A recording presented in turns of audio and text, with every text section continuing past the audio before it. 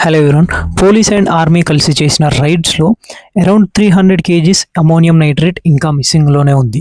And మనకి 2900 kgs మాత్రమే దొరికింది. మొత్తం ఇండియాకు వచ్చిన కన్సైన్మెంట్ 3200 కేజీస్.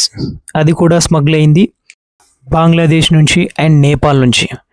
అండ్ నేపాల్లో గవర్నమెంట్ కొలాప్స్ అయినప్పుడు అక్కడ నుండి జైల్లో నుండి 13,000 ప్రిజనర్స్ బయటకు రావడం జరిగింది, అంటే తప్పించుకోవడం జరిగింది. అందులో మినిమం 1,000 ప్రిజనర్స్ టెర్రరిస్ట్ యాక్టివిటీస్ చేసిన వాళ్ళే ఉంటారు అందులో.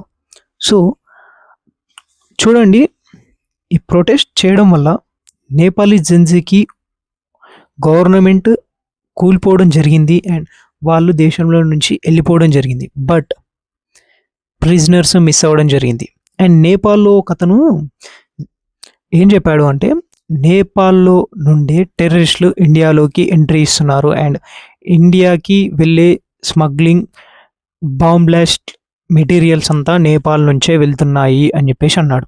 అండ్ ఇండియా ఖచ్చితంగా నేపాల్ని ఒక్క కంట చూడాలి అని చెప్పేసి కూడా ఒక మెసేజ్ పాస్ చేయడం జరిగింది తను.